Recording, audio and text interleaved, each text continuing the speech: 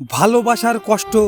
যখন অন্য কেউ কষ্ট দেয় তখন শুধুই রাগ আসে, কিন্তু যখন নিজের কেউ কষ্ট দেয় তখন রাগ পরে আসে, চোখ থেকে জল এসে যায়।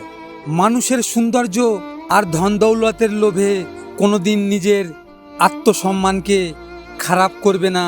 তবে ধন দৌলত একদিন এই পৃথিবীতে শেষ হয়ে যাবে আর মানুষের সৌন্দর্য মাটিতে মিশে যাবে। তবে তোমার ভালো ব্যবহার শেষ পর্যন্ত তোমার সাথে যাবে।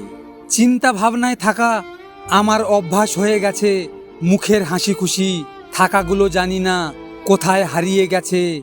ভয় লাগে এখন আমাকে হাসি খুশি থাকতে। জীবন ততটাই হাসায়, তবে পরে তার থেকেও বেশি কাঁদায়। দুর্বল কেউ হয় না, তবে তার পরিস্থিতি তাকে দুর্বল বানিয়ে দেয়। আর কিছু ফালতু লোক তার সেই সততার সুযোগ নিয়ে নিজেকে বাদশা মনে করে। তবে মনে রাখবে, কারোর সততার সুযোগ নিয়ে কেউ কোনোদিন বাদশা হয় না। প্রকৃত বাদশা তো সে যে নিজের কামানো পয়সা দিয়ে বাদশা হয়।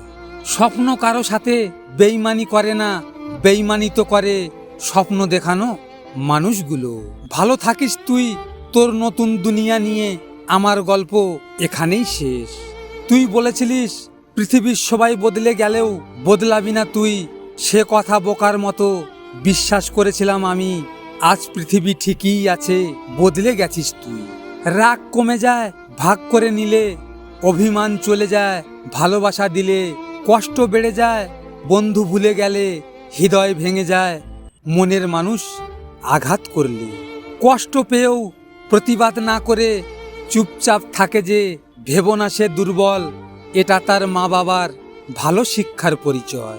কেউ যদি তোমার সঙ্গে কথা না বলে থাকতে পারে, তবে তার সঙ্গে কথা বলার জন্য পাগলামিগুলো ছেড়ে দাও। কারণ তোমার আকুলতার কারণ সে বুঝবে না।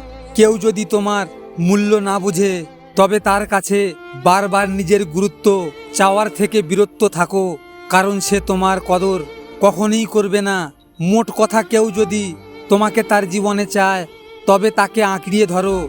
কেউ যদি তোমাকে ছেড়ে ভালো থাকতে পারে, তবে তাকে ভালো থাকতে দাও।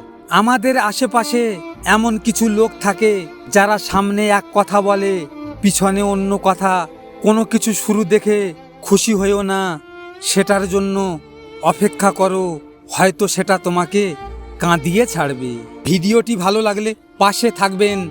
আর হ্যাঁ, নিজের খেয়াল অবশ্যই রাখবেন, কারণ এটা স্বার্থের দুনিয়া। এখানে নিজের খেয়াল নিজেকে রাখতে হয়, অন্য কেউ রাখবে না। দেখা হচ্ছে পরের ভিডিওতে। ভালো থাকবেন, সুস্থ থাকবেন।